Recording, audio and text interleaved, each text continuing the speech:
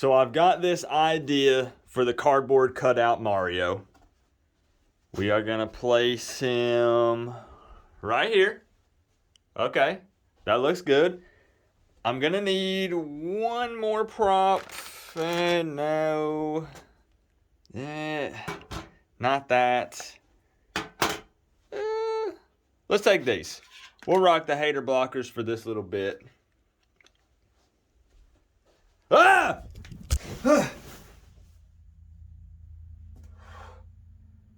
Oh, it was just a dream.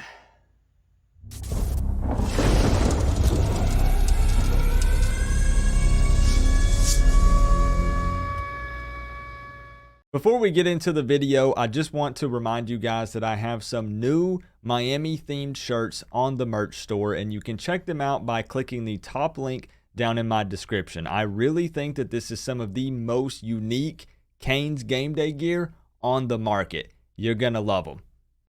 Whew, what a bad dream.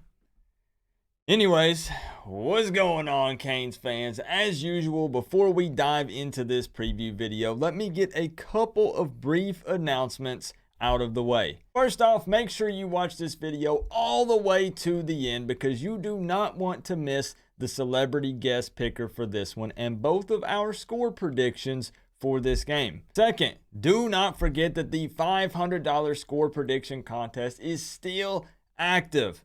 I do a live show every single Friday night at 8 p.m. Eastern time, and all you have to do is call in during that show, give your score prediction, and if you get it right, you win $500. No strings attached, no gimmicks, and if nobody wins it, we carry it over to the next week. And right now, it's still up for grabs. And lastly, I've been mentioning this in most of my videos, but I will be at the FSU game, and you guys know they announced primetime matchup, 7:30 p.m. Eastern time. And what I'm going to do is during that game, or not even really during the game, but during the tailgate and the days leading up to it, if you come find me, I'm giving away some free wristbands. So let's see if we can get the camera to work with us here. It says Cane for Life on one side, Coach Coop on the other. I have them in orange and green. So just come find me at some point. The day before, we'll try to do some sort of meetup, and definitely at the tailgate. We'll link up. And I've got 300 or 400 of these things to give away for free. So with all of that out of the way, let's jump into this thing. And I want to start it off with a question for Virginia fans. Can we agree, honestly, that we both kind of suck right now? It's actually kind of eerie how similar we both are on paper, and you guys actually lead the country right now in turnovers, but let me tell you, we're not far behind you. We both have a new coaching staff in place. We've both only beaten one Power 5 school so far. We both are struggling to find chemistry and consistency. Welcome aboard the struggle bus. It's chock full of Virginia fans and Miami fans. However, the Cavaliers are coming off of a win last week against Georgia Tech. I understand that it was a sloppy one, but that's better than what the final result was for the Canes. And no, I don't want to talk about it. But there is a little bit of hope because Virginia has yet to win back-to-back games so far this season. Will that continue? I know us Miami fans are certainly hoping it does. Now for the Miami Hurricanes, it looks like backup quarterback Jake Garcia might be the starter in this one. Last week, TVD went down with what appeared to be a pretty significant injury against Duke, and I don't have confirmation on that just yet. At the time of filming this, I don't know if Jake is going to be the starter, but let's just be honest, it certainly looks like that will be the case. Now, whether that's a good or a bad thing, I'll leave that up to you to decide. So let's jump over right quick and take a quick look at the history between these two teams. Miami and Virginia have faced off 19 times in total, with the Canes leading that series 11-8. The most recent matchup was last year, and the Cavaliers won that one 30-28. That was the missed field goal game that we should have won. You know, the 33-yarder. Clean, hold clean, Borregales off the upright. Man, So anyways, let's transition over to some average stats so far this season for both of these teams. And coming into this game, so far, Virginia is averaging points per game 18, Miami coming in at 29. Points allowed against them per game, Virginia 23, Miami 24. Average yards so far this season per game, Virginia 364, Miami 445. And average yards allowed against them per game, Virginia 351, Miami 344. Now, do not let the points per game stat deceive you. That 18 for Virginia versus the 29 for Miami. If we only look at the games against Power 5 opponents, Miami and Virginia are both roughly around that 18 number. But let's go ahead and keep the ball rolling and dive into 3 keys to a victory for both of these squads. And I'm going to start it this week with Miami. Well, actually, I think we start it every week with Miami. But anyways, coming in at number 1, I'm going to keep putting this until we finally do it again. We must, and I mean must, hit at least 100 yards rushing in this game. We ran for 48 against Duke, lost. Ran for, guess what, 107 against Virginia Tech, we won. 42 against UNC, lost. 60 against MTSU, lost. It doesn't have to be pretty or perfect, but in my opinion, we need to hit triple digits rushing in this one. And I know it's tough, Canes fans.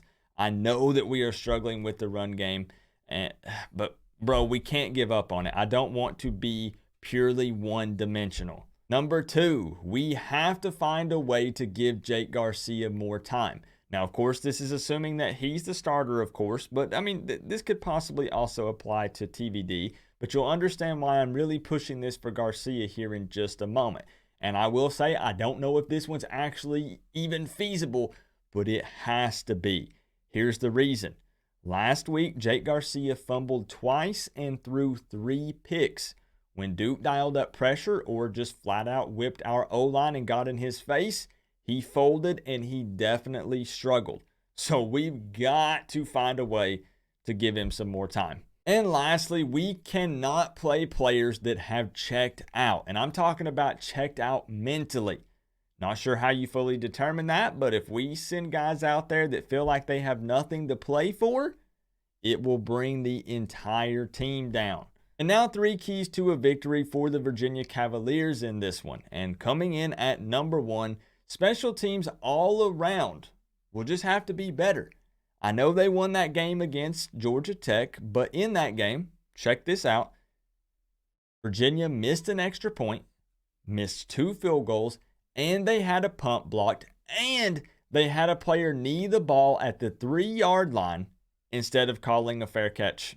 I honestly think that all speaks for itself. Number 2, the Cavaliers have caught a little case of the dropsies.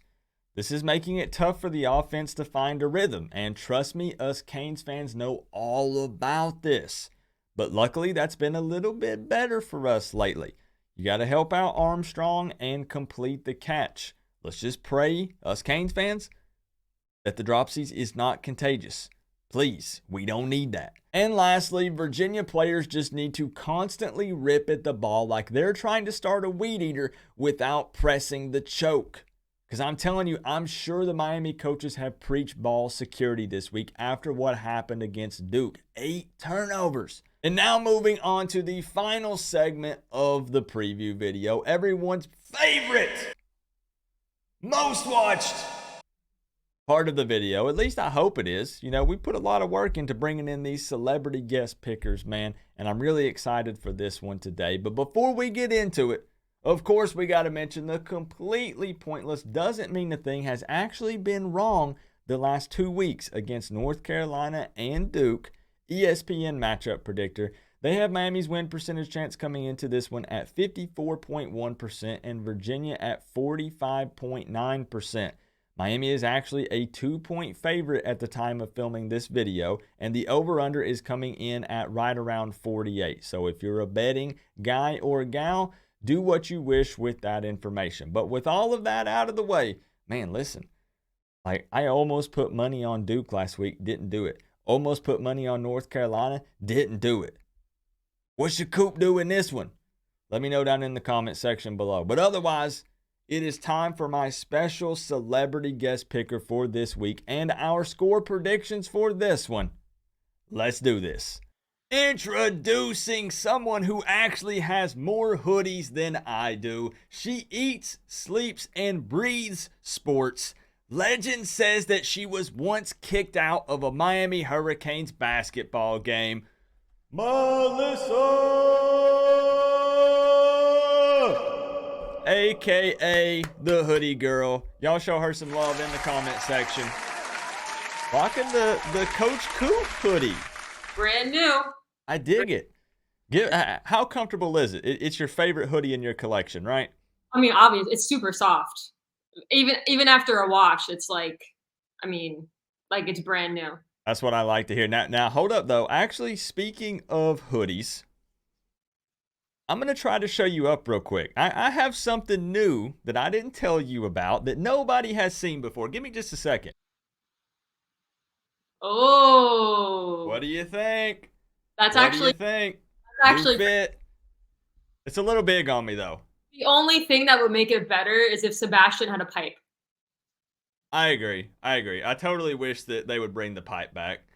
Yeah, we live in the PG era now. It's not going to happen. But I got the pipe for you, so there we go. So what do you guys think? You'll have to let us know down in the comment section who wins the war in this one. Well, is that a hoodie? Does that have a hood? Yeah. Oh. Yo, I was trying to remember. If you want me to pull out some sick hoodies, I'll go to my closet. But no, like, I would lose that battle. We know that. I have quite a few, so. But that is pretty sick. That's old school. So first off, let's jump into this thing. There are two questions that need to be asked right out of the gate. Number one, how did you get the nickname Hoodie Girl? And number two, how many do you actually have? Well, you actually dubbed me Hoodie Girl on one of your Friday night lives. We've been talking hoodies for quite some time on Twitter. I'm not even sure. Oh, you know what it was? I commented on one of your hoodies that you were wearing in one of your videos like months ago. And I think that's how the conversation got started. You were wearing like this bright blue Adidas hoodie, and I was like, yo, that's sick. You're right. That was it. Yep. And then you dubbed me Hoodie Girl when you finally realized it was me commenting on one of your lives. Yeah, it took me a while to put two and two together. And then once I finally realized it, I was like, wait a minute. Okay. And the hoodie count's probably up to around 30 or close to it. I should have done an official count before coming on the show, but I didn't. Now, is that a normal amount of hoodies for a person to own? In Miami, no. Oh, that's true. That's true. I live in Miami, so I mean, these hoodies don't get worn outside very often, but I'm always chilling in a hoodie at home. So then, so you live down in South Florida. Yep. I want to ask though, because everybody has sort of their own story when it comes to this. How did you originally become a Miami fan? I went to the University of Miami. I got my bachelor's and my master's degree from the University of Miami. So I became a Hurricanes fan early on. Nice. But I grew up in South Florida, so I kind of always followed them, but became like a legit fan once I decided to go to school there. I got you. Now, is the legend true? Can you give us some backstory on you getting kicked out of a Miami Hurricanes basketball game? Did it really happen? Yes. So shout out to Paul and Dan, the two guys I got kicked out of a game with. Let's see. Me and Dan were seniors. Paul was actually already graduated, but we snuck him into the student section, and it was actually a Miami UNC game with Tyler Hansborough. I don't know who remembers Tyler Hansborough, but it was the second half. We were losing by like 8 or 10, so still a close game. And I think UNC was ranked, and the refs were just giving all the calls to UNC and Tyler Hansborough. And I think this was during like the Tim Donaghy scandal, where like he's a ref in the NBA that was like betting on games and stuff like that. And so me and a couple of my friends were waving dollar bills in the air, like as a joke to like bribe the refs. And I don't know if I should shout out the ACC ref, who's no longer an ACC ref, by the way. I won't say his name, but I guess he was a little cranky and went over to the scorer's table and pointed at us. And like, we just thought they were going to like come give us a warning or something. Yeah. And like 5 minutes later, half of security came over and was like, hey, who's waving the dollar bills? and the three of us took credit for it. My friend Dan was actually wearing a hot dog suit, which makes it even more hilarious. And we were asked to leave. The best part of it was I made a sign about it the next game, and I was told not to hold it up anymore. And of course, why would I listen? And I did, and it actually got taken away. One of the security people came up to me at the end of the game, and she was like, "If we never see this sign again, you can have it back." So I actually still have it in a box. Nice. And that was in 2008. Okay. Yeah, I have to say I've never been kicked out of any sporting event, so that's an interesting one for sure. We enjoyed it once we realized we were allowed to come back for the next game. My Right. first question was, "Are we going to be able to come back?" And they were like, "Yeah." But apparently, the ref threatened to stop the game if we weren't Oh, removed. wow. Yeah, So and you definitely don't want to be banned, right? Like that would be no, terrible. I was a basketball season ticket holder up until like 2019, and the only reason why I still don't have tickets is just because of my job and I work nights. So I try to go to as many games, and tickets just don't make sense anymore. But I definitely go to multiple games a year. Right. So let's touch on the football team here a little bit. I understand that it's a very controversial topic. Everybody gets heated. Everybody starts arguing as soon as we talk Canes football. But I just want to hit you with kind of a loaded question here, but feel free to answer however you like. All things considered right now, are you still optimistic about the future of this program? Do you still believe in Mario Cristobal and his vision? For right now, yes. And if you ask me that in 3 or 4 years and we're still losing to teams we shouldn't lose to, then my answer will be different. But I mean, I was super hype at the beginning of the season, but what were we to think that things were going to change this quickly? I mean, if you look at it, some of our best players are guys that Mario brought in. That's Akeem true. Edwards, Colby Young. So Okay, fair. I'm trusting the process. And then let's also talk about Virginia just briefly here. What's interesting for me is I'm currently working on the rest of this preview video. So a lot of times I do these interviews backwards and people don't realize that. Like we're doing the interview first, guys, and then I'm working on the actual preview video, which comes first. But while I've been looking at some of this stuff, there are a lot of categories that we look eerily similar when comparing us to Virginia. Virginia has a new coaching staff. What's Miami got? Virginia has a quarterback that arguably has done, okay at Virginia, but he's Was predicted to do better. yeah, but he's really been struggling with this new offense. Sound familiar? Yep. They have only beaten one Power 5 team so far this season. Sounds familiar, right? So this is a very frustrating one to preview, honestly, and to look at the numbers and the stats. I mean, how do you personally feel I mean, this is on their turf. This is a team that we should have beat last year, but we didn't. I think it was like 30-28. But this was the missed field goal game, was It it not? was, yes. Yeah. I mean, unfortunately, our situations are eerily similar.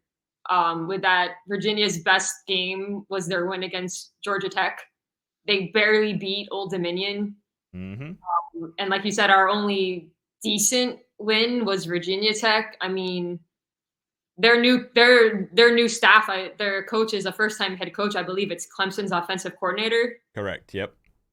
So we have the edge, I guess, with Mario having been a head coach, but it's on their turf. I mean, it's kind of an ugly matchup at this point.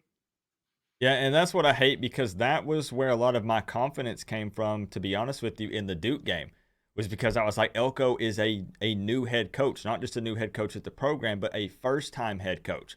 So I was like, surely, I mean, we always want to argue the talent, but I was like, surely we can out-coach them. Surely we can out-scheme them.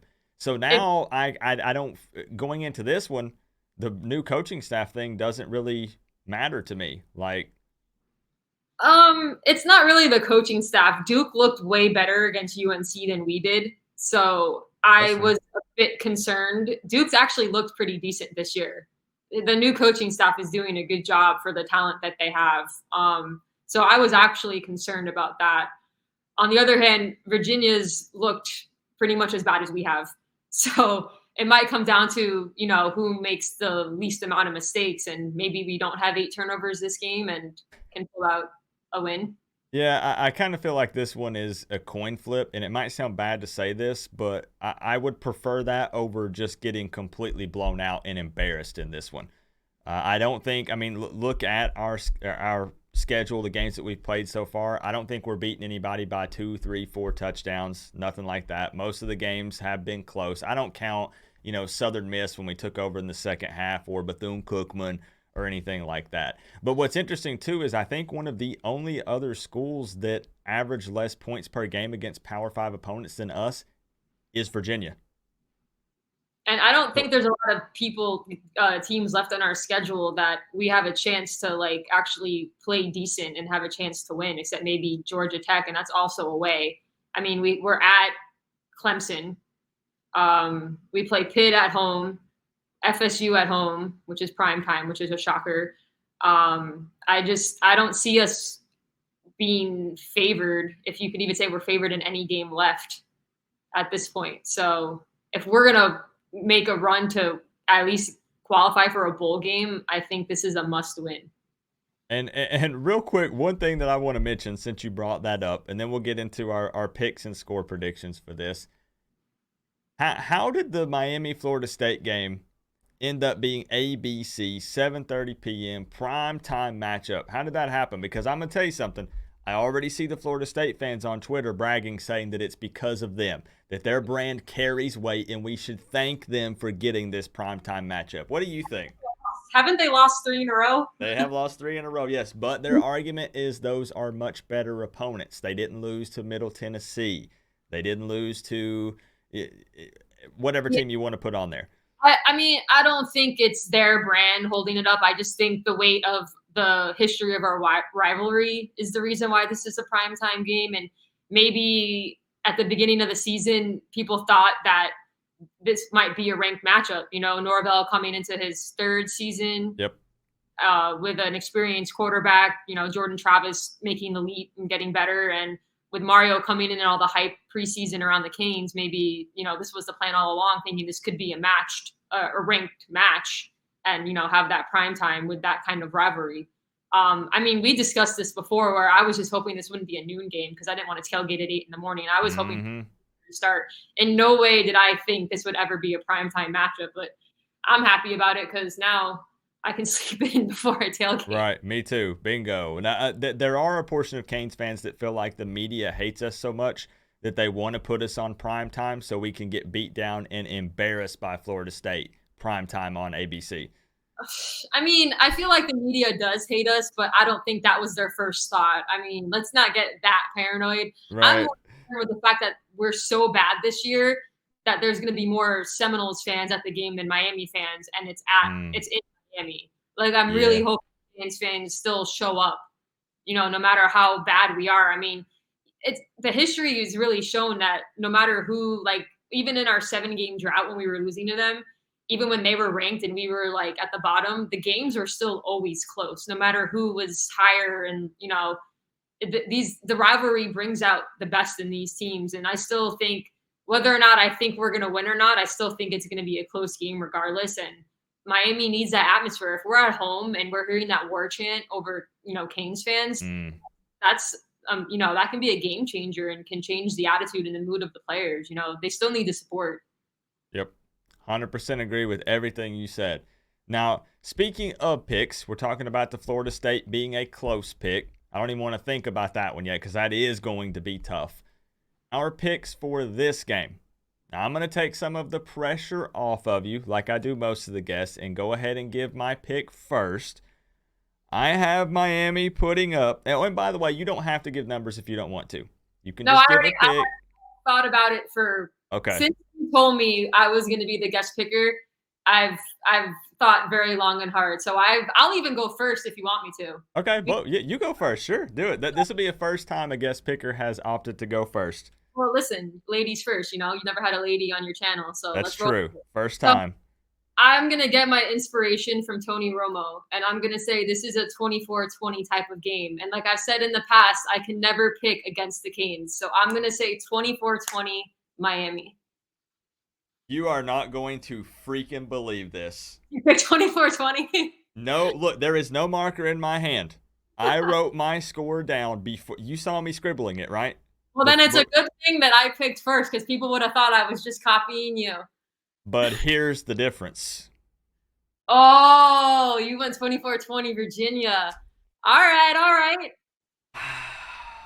This hurts. Pull the Tony Romo, except I can't pick against my team. I fully understand, and I don't blame you. I totally get it. And my argument is this should be a winnable game. Keyword should. And I don't want people to think I'm doing this just because we lost to Middle Tennessee, just because we lost to North Carolina, just because we got shown out against Duke. Like, that's not why I'm doing this. My problem is I just don't know if we're in the right headspace to win this game. That's going to be my biggest argument coming into this one, because on paper, like we already discussed, very similar. On tape, very similar. It's the situation is almost identical. But I just don't. I think too many of our players have checked out, and with this being an away game, I think it's going to be tough. But both of us not scoring a lot of points this season. I mean, I just can't. I can't. It'll be interesting to see because they haven't announced what Tyler's injury is yet. I'm interested to see who our quarterback's going to be because I'm making this prediction. It's Monday, so we don't know what's really going to happen with that. Sure. At the time of filming this, like she said, guys, we have no idea. It might be TBD. It might be Jake. We don't know when we're doing this. Yeah, and when I called into your live for UNC, I told you it was like my brain says one thing, but my heart says another, and I can never pick against the Canes. As much as my brain's saying we're the underdog and this is not a good look, if I can't do it. So let me ask you this to wrap this thing up, and I'm actually not looking for numbers here, just a yes or no. Assuming that Jake Garcia starts, would that change your win-loss here? I still think we're underdogs to win, and I'd still pick the Canes regardless. I think Jake is very capable and could be a starter at a bunch of different Power 5 schools. That he just got injured and Tyler kind of took over, and that was the thing. I think with a full week of practice, if he's getting first team reps, I think he's perfectly capable of handling the offense. And I think he played well in the beginning of the second half of Duke. I don't know what happened, but there were some flashes, and I think if he gets comfortable and if we can get some people back, maybe, I don't know if anyone's coming back from injury, if our offensive line, is banged up. I think Virginia is in the same hole we are. So if we can make less mistakes, with Virginia Tech, it was the penalties. With Duke, it was the turnovers. These are things we can clean up. Mm-hmm. So both of us standing firm in the paint, because my score prediction, or not score, but win-loss prediction remains the same, whether it's TVD or Jake. I got faith in. I do. Hey. He's capable. And I like it. I like it whenever people are positive and optimistic. But man, Melissa, I got to give you a shout out once again for jumping on here, being the special celebrity guest picker for this video.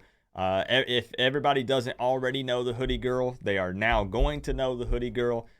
You guys can go check her out. Follow her on her social media stuff that I have posted up somewhere, probably above her head. I've seen you arguing with a couple of FSU fans and some other people lately, so you guys might get a good laugh. No, I don't really argue. It's just more of a strongly worded conversation. You hit them with the facts. That's what it is. Not really arguing if you're, Hey, but Melissa, before we head out of here, you know what we got to hit them with? Let's go. Absolutely love it. Hey, appreciate you so much, Melissa. Stop by Coach Coop's merch shop.